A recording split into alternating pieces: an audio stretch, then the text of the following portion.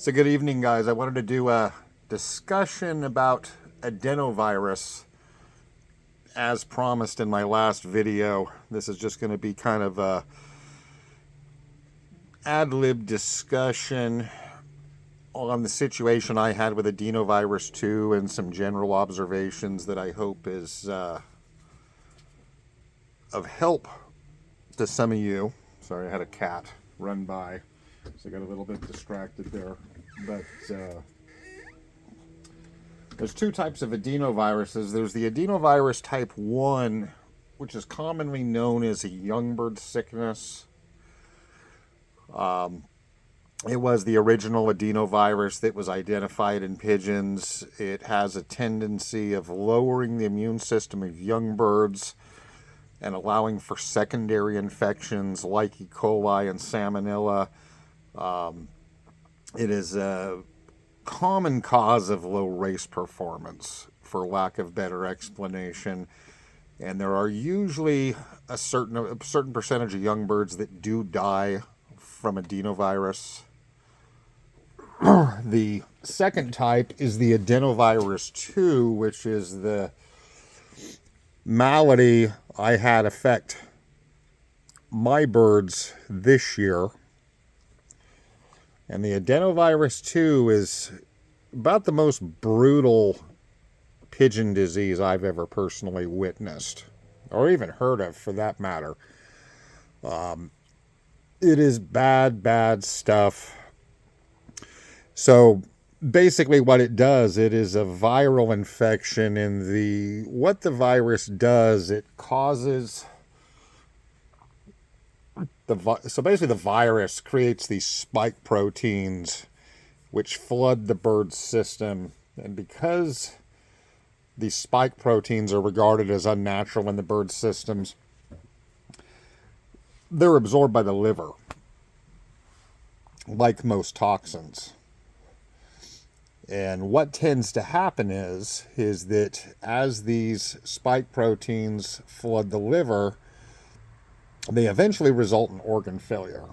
And this can happen quite rapidly. Once a bird is infected and starts to produce the spike proteins, the liver is overwhelmed within sometimes as early as 24 to 48 hours. And as a result, fails. And when the liver fails, the bird dies. So, kind of as Frank McLaughlin explained in a video he did, he called his video "Healthy Pigeons Dropping Dead." And that's kind of what happens, is if your birds are affected by the adenovirus 2, for all intents and purposes, they appear normal, and you just start having birds die for basically at first glance is no reason. There are symptoms that do happen within those 48 hours, but for the most part they go unnoticed. The common symptoms is that the birds get kind of rough looking, and they start drinking excess water, and there is some amount of regurgitation goes on. And that's really the only symptoms you see, is basically you start seeing these birds upchuck, which for most people when they see it, they think it is a respiratory disease. But unlike most respiratory diseases, which are bacterial in nature, the bird dies very suddenly. Another thing that happens with the adenovirus 2 is as it starts to proliferate through the system, it does open the birds up to secondary bacterial infections such as E. coli, salmonella, mycoplasma, things of that nature. So it's quite difficult to diagnose because for all intents and purposes, it tends to look like other diseases because of the overproliferation of bacteria that are naturally present in pigeons. All pigeons, regardless of how healthy they are, they have a certain load of these other bacteria, be it salmonella, E. coli, things of that nature. There's always a small load of them in the birds. but the adenovirus breaks the system down enough for them to over-proliferate. And that's kind of one of the first signs before the adenovirus itself starts doing a lot of damage. In my experience, which is going to be the obviously most of what the information I'm giving you is going to be based mostly on my experience, but also a friend's experience, that he experienced adenovirus type 2 about 5 years ago. And he gave me some insights into the situation with him. So I'm kind of using his experience, my experience, what I've learned through research. And in my experience, what happened was I had a pair of fancy pigeons I brought in for a project from the East Coast. The birds were delayed during shipping due to very, very bad weather. There were some hurricanes in the area, so the birds were delayed. It took them 5 days to arrive. When the birds arrived, I noticed the hen of the pair had poor droppings. And I assumed initially that it was the cause of, shipping stress, because when you ship pigeons, and especially if they spend too much time in the box, they do get very, very stressed. And one of the common side effects, you just start seeing, poor droppings, and it's basically stress. It's kind of like you having an upset stomach. That even we humans, if we get stressed from, exhaustion or something like that, a common side effect, is diarrhea. And it's the same way in pigeons and poultry and other animals that, basically they get digestive discomfort and you start seeing, poor dropping. So with the hen, that's what I assumed, and I quarantined them for a few weeks. And for all intents and purposes, after the 2 weeks, the pair looked fine. And like a dummy, I broke my cardinal rule of quarantining for at least 30 to 60 days. And I took the pair and I put them in my project loft with the other fancy birds. And a couple weeks went by, and I noticed the hen went down again. So I took the pair back out, and I put them back in quarantine. And about another 2 weeks went by, and I noticed two of my stock hens in that loft, they were huddled up in the corner of the floor. And for all intents and purposes, it looked to me like salmonella. That was my interpretation of what it was salmonella. So I took the two hens out, put them into quarantine, and I was really stunned to find both those hens dead the next morning. It was very sudden, and I'd never seen that with salmonella. And I thought initially, maybe I didn't catch it in time, and they'd been affected longer than I thought. So at that point, I put the loft on lockdown, for lack of better explanation. I fed those birds at the door. I was literally throwing the feed to them at the feeder, and I would change the water at the door. And basically, my intention was, don't go in the loft at all. Because I knew if I went into the loft, there was a high possibility of spilling droppings at the threshold of the door, or getting them on my feet and tracking them, or getting them on me and tracking them. So I focused a lot of attention on not spreading it from that loft compartment. And about 2 weeks later, in the meantime, there were quite a few birds died in that loft. 5 or 6 out of 20, about that number. And I thought I had it isolated to that loft. It didn't seem to be spreading. And then about 2 weeks later, in a racing stock loft about 90 feet away, I had a nice different stock cock. It was the cock bird of what I called my pink pair. That they had pink celluloid bands. I considered them probably the best pair of difference I had as far as stock pigeons. Suddenly I found the cockbird dead on the floor. And I went and I handled him, and for all intents and purposes, he felt fine.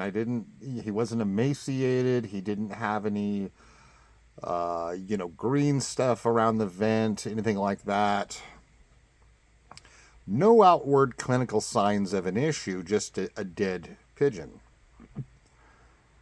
And I thought, okay, well, when you have a lot of pigeons, sometimes birds die of natural causes and you really can't explain them. And that's kind of what I summed it up as, is maybe this is a heart attack or some sort of organ failure happened.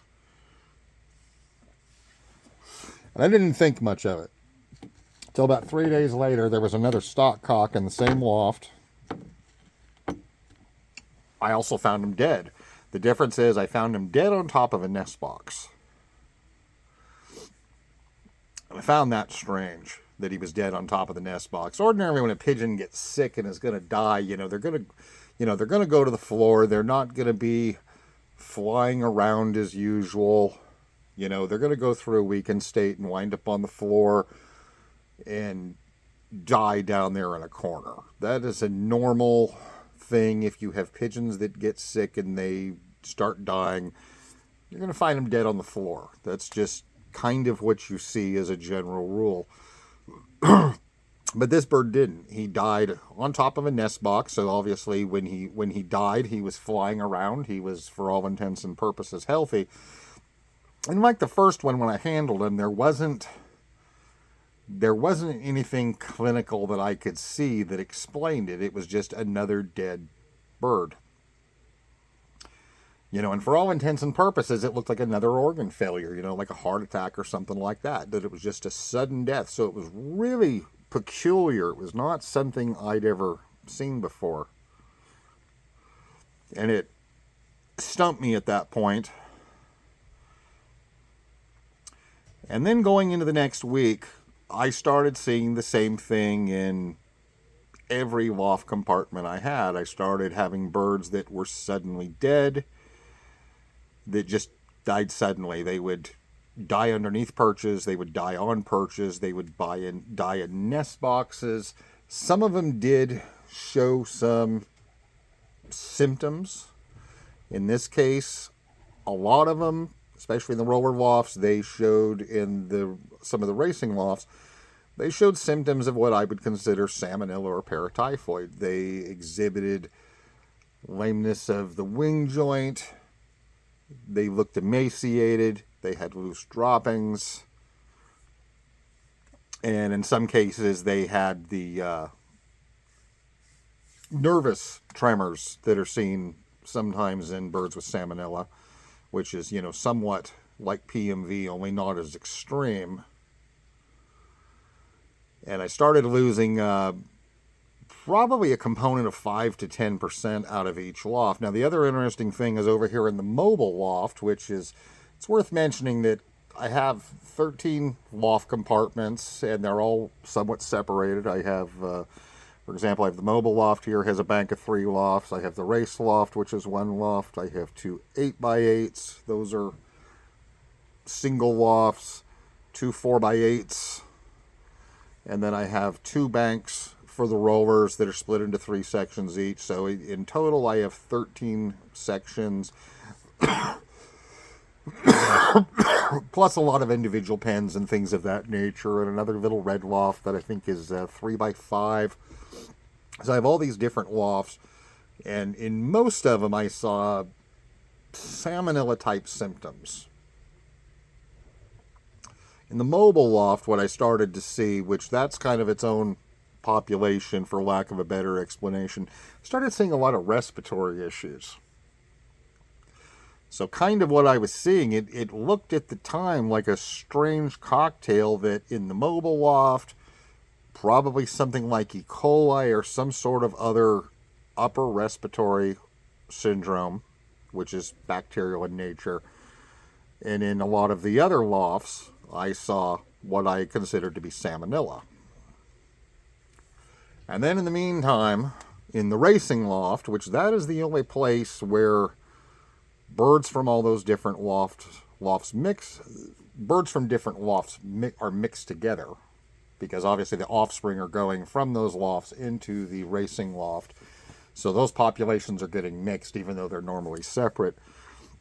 I started seeing some of the worst droppings I'd ever seen out of a bunch of pigeons ever that the droppings weren't just loose and mushy, they were wet. It kind of looked like you had bad droppings and you went in there and you took a cup of water and you poured it over top of them. That's how wet they were. I'd never seen droppings that were that bad.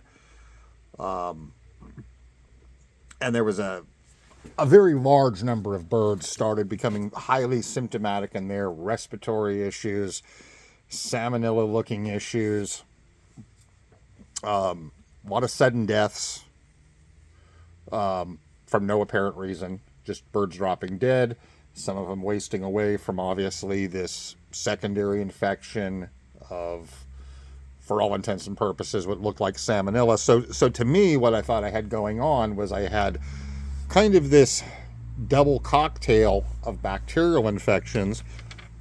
On one hand, respiratory in the mobile loft, and on the other hand, salmonella in the other lofts. That's what I thought I had going on at the time. And then I did something that I hadn't done for a long time. I was very, very panicked. I was starting to lose a lot of pigeons. And obviously I knew the droppings were terrible among the young birds, especially. And I did something I hadn't done for probably 25 to almost 30 years, is I went through and I did a massive flock treatment with sulfa drugs. That's how panicked I was. I'm not really a medication person. I don't do flock treatments. So that kind of tells you how bad I was, freaked out by it, for lack of better explanation. When you start losing pigeons like that and you really can't get to the bottom of it, you start having a lot of stress and you get very freaked out over it. If you ask my wife about it, I was definitely in a hell of a mood, losing all those birds. So I started treating with sulfa. And in the meantime, the other thing I did is the birds that were highly symptomatic in the race loft, I just culled them. I just went through, if I found them on the floor, I culled them out. If they had a lot of respiratory issues, I culled them out. And I started doing the same thing in the stock lofts if they were, bad off. And especially if I didn't consider them to have a lot of high genetic value, I just went through and culled them. And there was one night I probably culled 50 or 60 pigeons in one night. I literally did 5-gallon bucketfuls of them, just tons of them, because I was trying to get it under control. And my attitude was, I will sacrifice, what I have to try to save, the better birds. And after doing that and doing the sulfa treatment, it seemed to kind of slow down. And I went through at that point, and after treating them, bounced back. I gave them probiotics. I gave them a lot of acidifiers in the water, used a lot of apple cider vinegar, and also hydrogen peroxide, acidifier plus, citric acid, things of that nature, really trying to acidify their systems and try to get those bacterial infections under control, which I did seem to get the bacterial infections under control fairly promptly despite the losses. And then I went through and I started doing this heavy scrape. And a lot of you guys know that I'm more of a deep litter guy. I'm not a big fan of scraping. I really believe in deep litter systems. I've kind of changed since this situation. But one thing I noticed going through and scraping, about a week after scraping and starting to kind of get it under control, suddenly the lofts I was scraping very heavily, I started having massive stock bird losses. And I mean massive, that it seemed like I went from having everything under control to 2 weeks later, after doing continual deep scraping, I literally started having stock birds just dropping off like flies. And I mean dropping off. That I would go in and there would be birds dead on the perches. There would be birds dead on the floor. And I was literally going through every day. I mean, I've got lists of them. I was literally going through every day and I was filling 5-gallon buckets full of dead birds. And they would look fine one day, and they were dead the next or dead the day after. And it was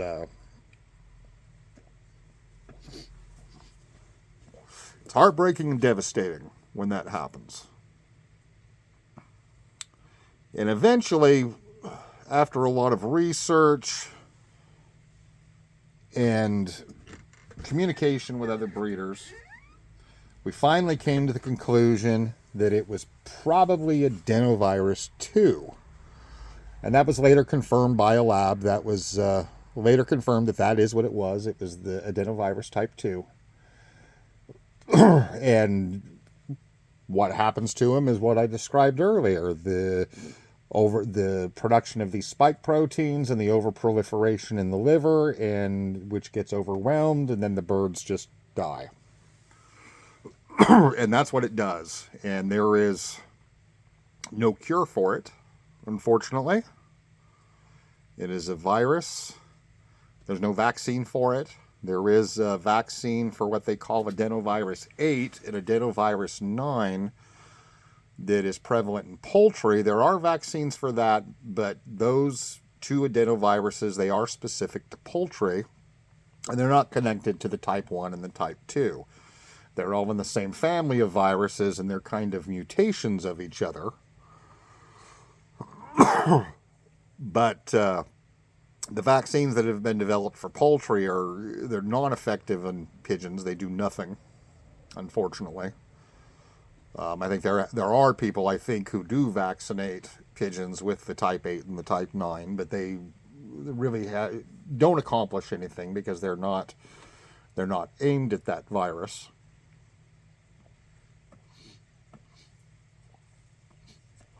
And what I found was that after a lot of research was that the reason the scraping spreads it is, as we all know, when we scrape a loft, you're scraping the droppings and sweeping them up and putting them in a bucket or however you do it. Sweep them into a pile, scoop them up, get rid of them. Basically, all you're doing is you're spreading the virus around. You're getting the dust everywhere, and it's traveling with the dust, and it's getting on you, it's getting on the walls, it's getting on the perches, it gets into the water, it gets everywhere. And needless to say, when you scrape that stuff, you're just spreading it. And the reason it does that is that the adenovirus type 2 and also the type 1 is very, very virile, for lack of a better explanation. That virus, after it goes through the bird system and is excreted through the droppings, it remains active and can replicate itself for at least 30 days, possibly longer. I mentioned a friend of mine here locally had an issue 4 or 5 years ago. His situation was probably worse than mine. In his situation, very similar. He got a fancy pigeon as a dropper, and that was the bird that was the disease vector. It brought it in. He said when he got it in, the bird actually had pretty bad green diarrhea, but for whatever reason, I don't know if he introduced it to the loft or what happened, or if he had it in one compartment on its own, but somehow it spread through his loft, and it killed every pigeon he owned. Killed 100%. And then to top it off,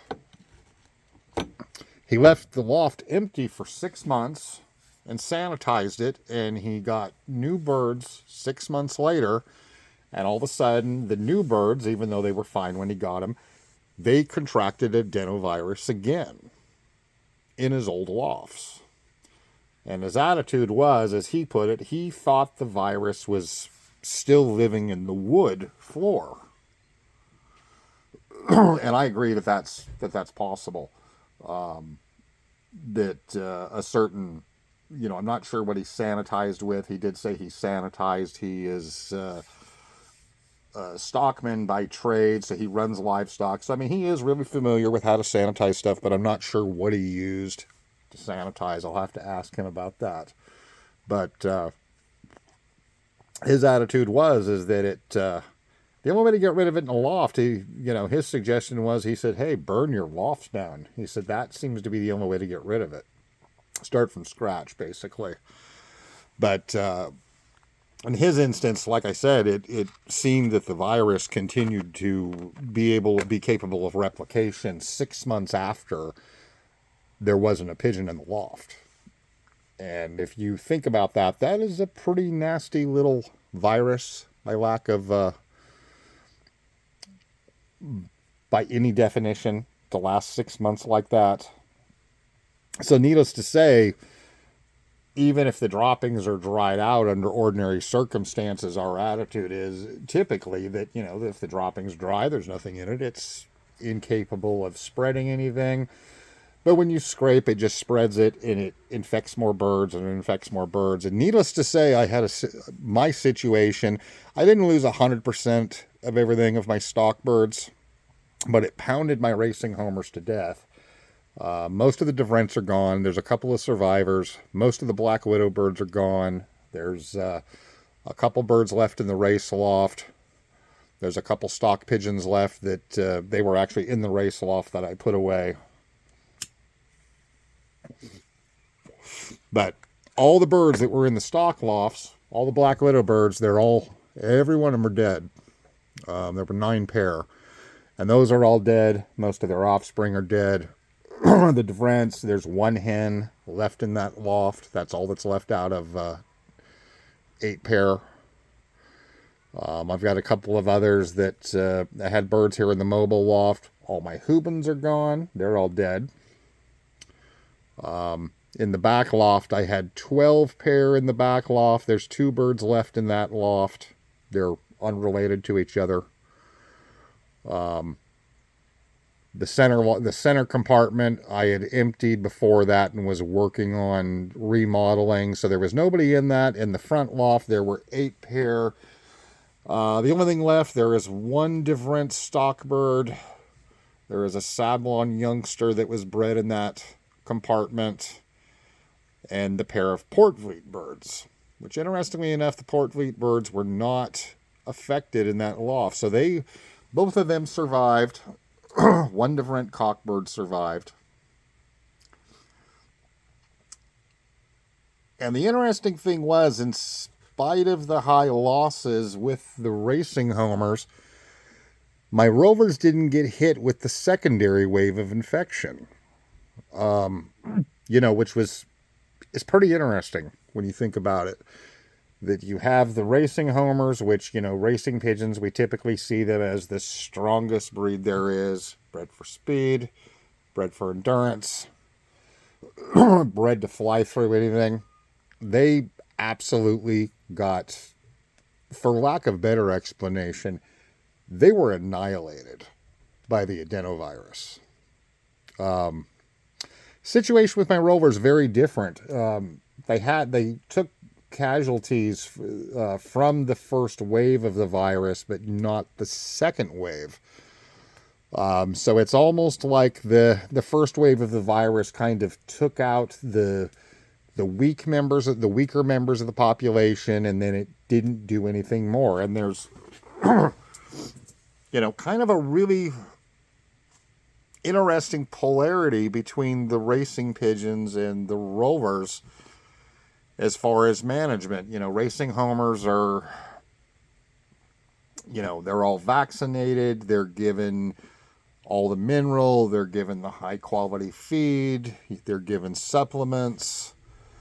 A lot of people obviously medicate. I know that some of my sources, they were guys who medicated.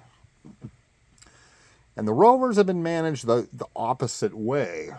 My rovers, for the most part, go back to my mentor in rovers. I've had him for almost 40 years now. And not so much my mentor, but his mentor had a reputation of being a real hard ass as far as survival of the fittest. that my mentor's mentor, he was such a hard case on wanting natural fitness that there's a story that he had a young acolyte way back when in the 30s that he gave a stock bird to that had canker because his acolyte said, I can cure this bird. At that time, they were using an Epton to cure canker, and Charlie, who was the young guy, that was the late Charlie Hubbs, who was a longtime old-timer. Charlie's been gone for a while now. He died when he was almost 90 years old here about 10 years ago. He took the young bird and cured it and took it back to his mentor and said, hey, I've cured the pigeon. Do you want it back? And the old boy said, hell no, I don't want that pigeon back. You can keep that pigeon. I don't want him. Because his attitude is he didn't want a pigeon that had ever been sick one day in its life. And he just didn't tolerate that sort of thing. He didn't tolerate weak pigeons, and he felt that if a bird had ever been sick a day in its life, it didn't have any genetic value to him. So he didn't even want it in his loft. So he told Charlie to keep that pigeon. And that's kind of how that bloodline has been maintained now since, well, for over 90 years. For the most part, no medications. Flying rovers, you don't mix your birds with other people's pigeons. They stay in your loft and they just fly overhead. So, you don't have a need to vaccinate them, unless you get outside birds. So, I never vaccinated my rovers. We even went through the big PMV and salmonella outbreaks back in the 80s, and I did vaccinate at that time after because I had an issue from introduced birds back in those days, and obviously, you kind of freak out and want to, preserve the line. So that was the last time they were vaccinated for PMV or salmonella was 1994, 30 years ago. And they haven't had a drop of medication or vaccines or anything like that in the time since. And in general, rovers, we don't feed and manage them like racing homers.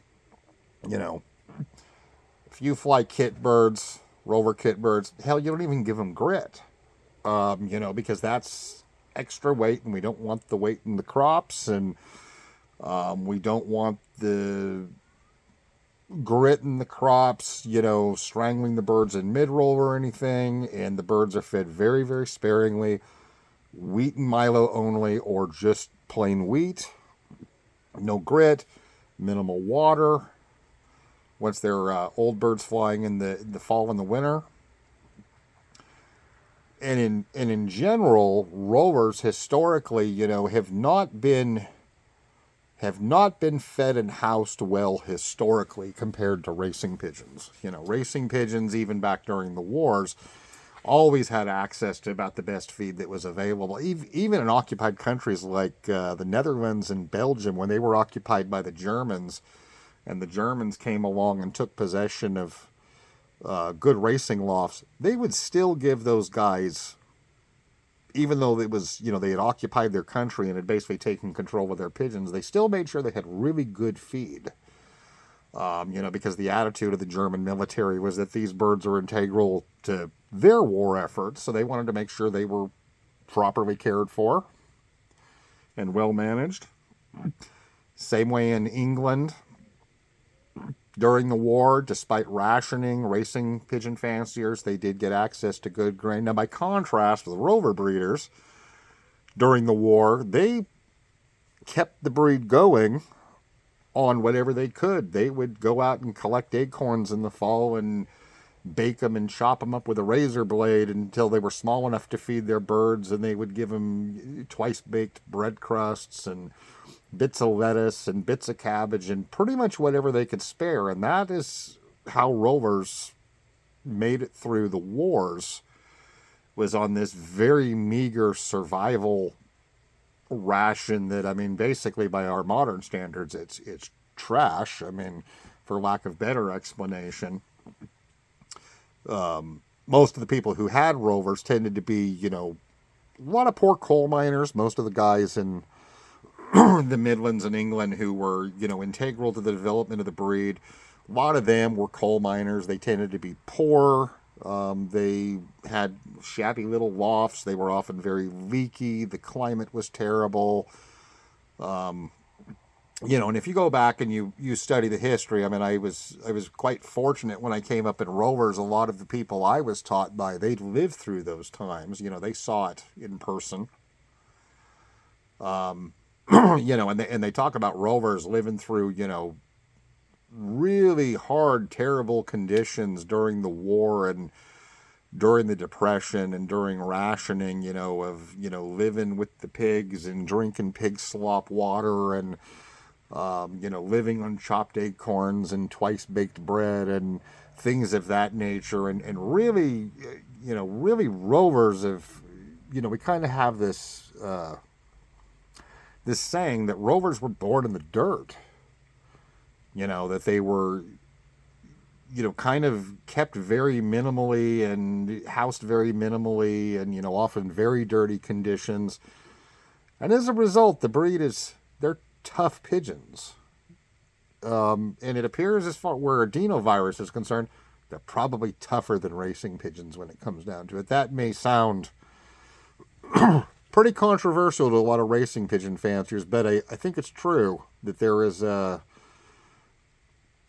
in Rovers, you don't have the problems with disease that you hear about in racing, that almost everybody you talk to that's raced for whether it's a long time or a short time, almost everybody, has a story of, having to deal with some disease outbreak or some sort of issue. Respiratory disease is very common, and circovirus and things of that nature. And you really don't hear much about that in Rovers, even though even today there's a lot of poor folk in the inner city, especially down in California. A lot of folks in the inner cities really like Rovers, and that's their breed of choice. And sometimes, if you see them on YouTube, sometimes they're lofts, or see them in person, the lofts are pretty crappy. Sometimes they're not kept very clean. People who have them don't have a lot of resources, so they feed them very, very cheaply. Sometimes straight wheat or straight Milo, very, very limited diets. Almost nobody uses pink mineral. Nobody really gives their birds their Rovers pick pots or anything. They consider grit more than adequate.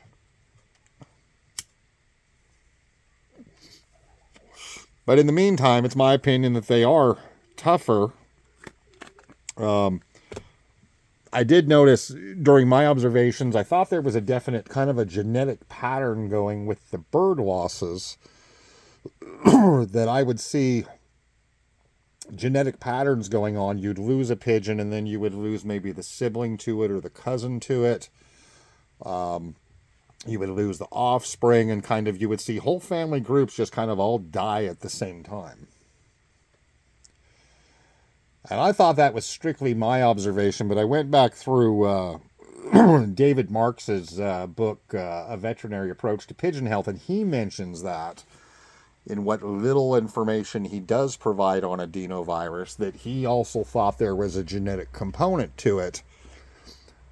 But he really didn't have the data to 100% support it. It was just kind of an observation of people. And I'm here to tell you, I think that's true. I haven't put my data together to really,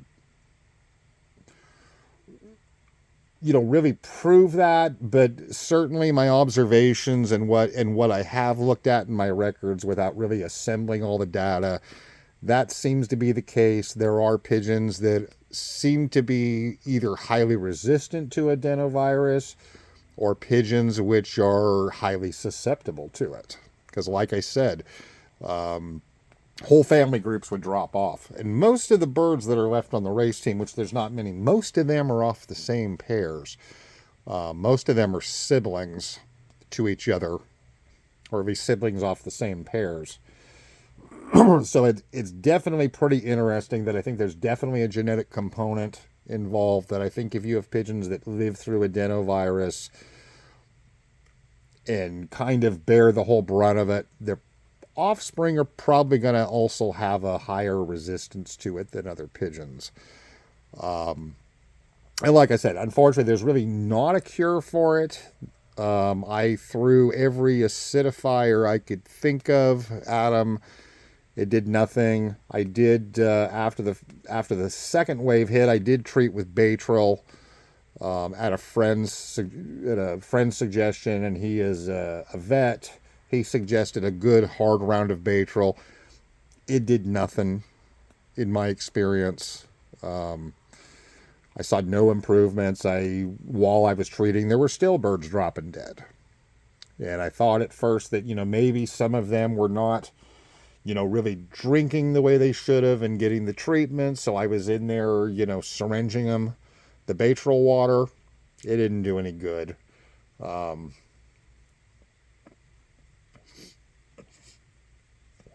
It's just kind of like the disease ran its course and went through them, and kind of what was left is what was left.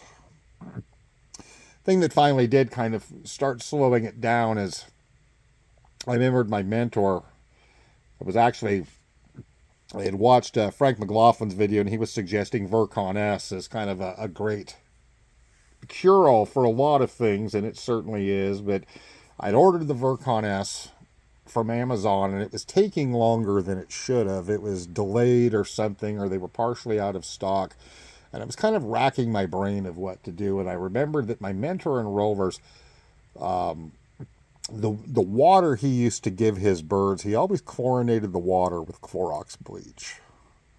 That what his method was is he would fill up a plastic trash can full of water, and then he would add, 3 or 4 capsules of Clorox to his water, and that was the water for his birds. And he never really had a problem with much of anything.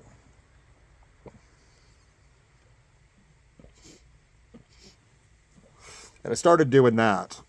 Started giving him Clorox in the water, and in the meantime did a little bit of research. And I actually found and I'd read the article prior, but it was a good refresher. I found an article by David Marks on Pigeon Insider, and the name of the article is The Miracle of Clorox, and it was considered quite a controversial article when it was published. He got a lot of flack for the article, especially from a lot of old hands who said, I would never give my birds bleach in the water, for lack of better explanation. And some of the criticisms were fairly thoughtful and well thought out, that a lot of people, and properly pointed out, is that the Clorox water will kill the bad pathogens, but also kills the good pathogens, like the good gut bacteria you want in your birds. And that was a lot of the thing a lot of people were really, really critical over, but some of it kind of got into the character assassination level of, oh my God, how can you give Clorox to your birds, and blah, blah, blah, so on and so forth. Some of it was quite nasty. But I am here to tell you that using Clorox in the water definitely did start to slow it down. It wasn't a great cure-all, but after 4 or 5 days of a little bit of Clorox in the water, it started saving some of the birds in lofts that were definitely very hard hit. And it does turn out that Clorox is one of the only things that basically does neutralize the effects of the adenovirus from the standpoint of a sanitizer. That usually within 4 or 5 hours of being sprayed on live adenovirus, it deactivates its ability to replicate and slows it down. And the Virkon S is actually much more powerful than that. It'll actually stop its replication in a few minutes, actually. So the Virkon S is quite powerful. And if you actually look at the active ingredients of old-fashioned Clorox bleach and the Virkon S, the chemical formula is pretty similar, actually. They have it's similar in a lot of ways as far as the chemical formula. It's just the Virkon S is a little more powerful and effective. So That's what I found. That was really the only thing that really got it under control. By that time, it was, much too late for most birds. It pounded the hell out of them. I probably lost $25,000 worth of purchased racing birds. One of the interesting things, in addition to the situation with the rovers not being hit, I had another population of birds here, of my racers, that were not affected by the adenovirus. And those were birds that were in wire individual pens. Because I have a battery of, I think it's 16 individual pair pens out there, and I have birds that were in quarantine in them, and some of them are also breeding. And not a single bird in those pens was affected. Now, some people think that the adenovirus is airborne, and I think the reason it's thought to be airborne is that if it's stirred up, it can contaminate other loft compartments and all that. So there's kind of an attitude that it's airborne, but it's certainly not. If it was truly, it would have affected those birds, but it didn't. The virus is definitely spread through the droppings and through the body fluids of the pigeons. But those birds were unaffected, the birds that were on wire. And obviously the reason is I'm not in there tracking that stuff around. There are cages on stands, so I don't go in there. Their droppings fall through the bottom to the ground. So they're never standing in droppings or anything. So even if any of those birds did get exposed, they're not standing in their own droppings, and there's not a lot of dust. It just kind of goes to the bottom, and that's it, and it's gone. So definitely going forward, having a wire floor is certainly better from this standpoint than a wood floor, which seems to absorb the adenovirus and has the possibility of continually reinfecting pigeons constantly.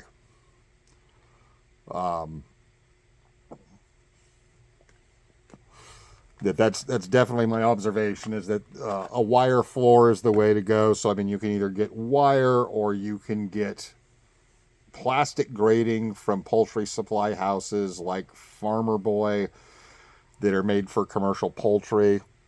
I think that's the way to go forward on this.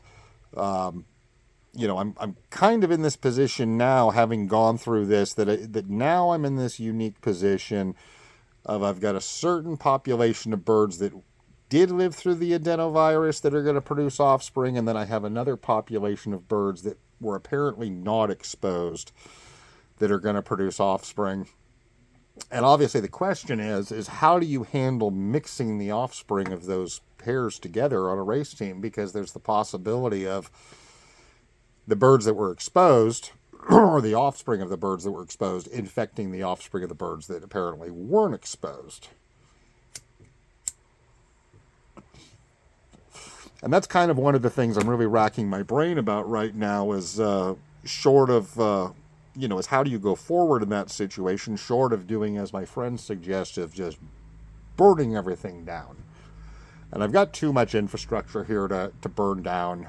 I've got the mobile loft that's 8 by 20. I have all these other lofts, and most of the other lofts, the birds in there have been exposed, and obviously the virus is technically probably still in there in the floors. So it's kind of it's a very daunting thing to think about when you think about having to mix these two populations together, that I've got the population that's fine and they're breeding, and I've got offspring from them, and the question is what the hell do you do with them, as far as where do you put them? And I think going forward, I'm going to build another racing loft, I think, with the plastic grated floors, and that's the way I'm going to do it, because the plastic grating is not going to absorb the virus down into the wood. But definitely going forward, if you race birds, I think you have to be concerned about the adenovirus, that it's so prevalent. Eventually you're going to deal with it. I know I've got a couple people who watch that I've talked to in the time since. They have dealt with it in the past, and it was, tough on them. So it's really a daunting thing when you think of it from that perspective of, continuing on, for lack of better explanation, is how do you deal with your infrastructure that may be contaminated. In the poultry industry, a lot of times when wood buildings are contaminated, especially in the broiler industry, they just burn them down. That's why in the broiler industry now they use a lot of metal buildings and plastic fixtures and whatnot, and they don't use wood because it does absorb viruses and bacteria and can reinfect birds. So it's really a lot to think about. So I mean, I'm really having to think a lot about that as far as continuing on, and for that reason, I've got offspring of the birds that weren't infected that I'm not flying them simply because I don't want to put them in the race loft, because if I put them in the race loft, that is going to be a death sentence to them. So it's really a lot to think about from that perspective. And I think the only thing I can do is build another race loft and try to have either a wire floor or the plastic grates. There's a lot of people out there that have wood slatted floors, and they do have success with them, but I can kind of see where it's already been a problem of that possibly contaminating the wood floors, maybe unless you can really treat the planks well and try to, make them so they don't absorb anything. A couple really good coats of paint, but the problem is if the loft does, if one of those pieces of wood gets gouged and then you end up with the virus in there, is it going to spread it? So there's kind of a lot of things to consider about going forward as far as how to control what's there. In my friend's case, he did race this year, but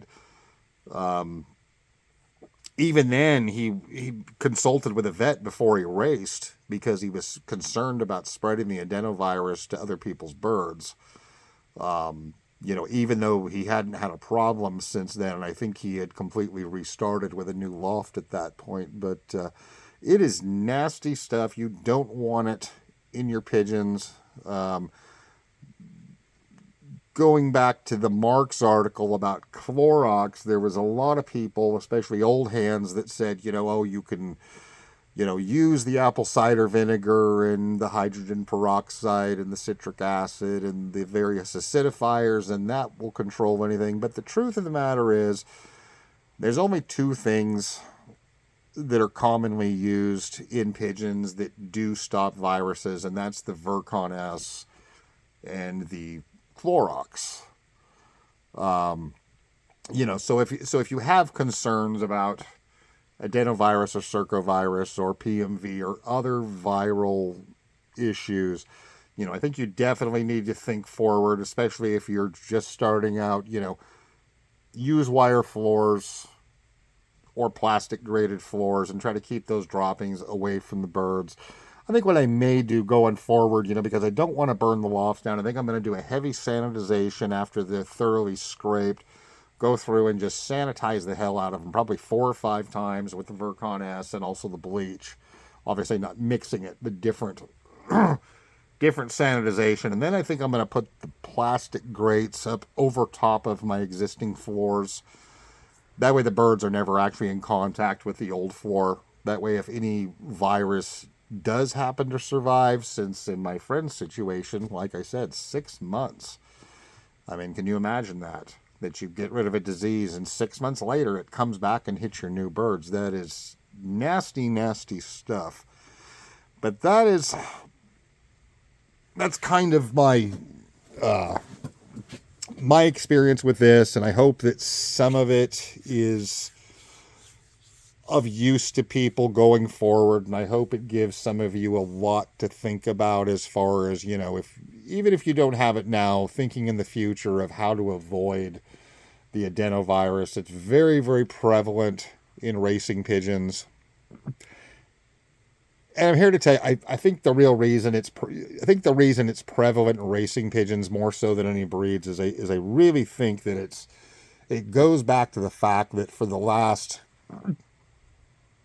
certainly in the internet age, which is the last 20 odd years, as a racing fancier, you can get access to anything. You can get access to any vaccine you want, any medication you want, any supplement you want. And as a result, most people, they are propping their bird's performance up with the supplements, and in some cases, antibiotics. I mean, this is a big topic in racing circles.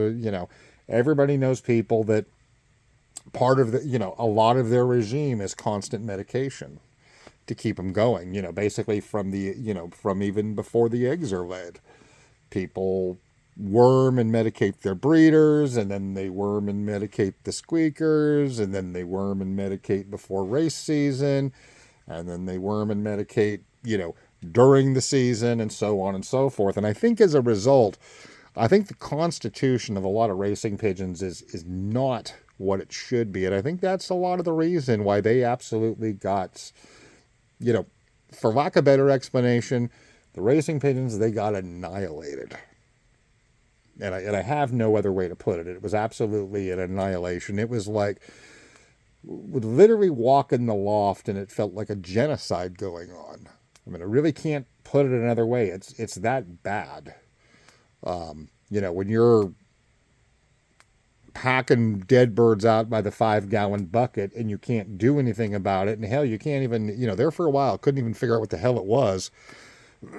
That's what it feels like, is like a genocide. I mean, it's just unbelievable. The amount of dead birds, the amount of sick birds. Because I've got the issue with the cats here, if I bury dead birds, they tend to dig them up. And they did dig up a few of the first ones. And after that, I started using a compost ball. And I mean, this is a 3 foot by 3 foot high sphere with a lid. That thing was stuffed full of dead birds. That's how many of them there were. It was just dead bird after dead bird after dead bird after dead bird. I mean, just absolutely unbelievable.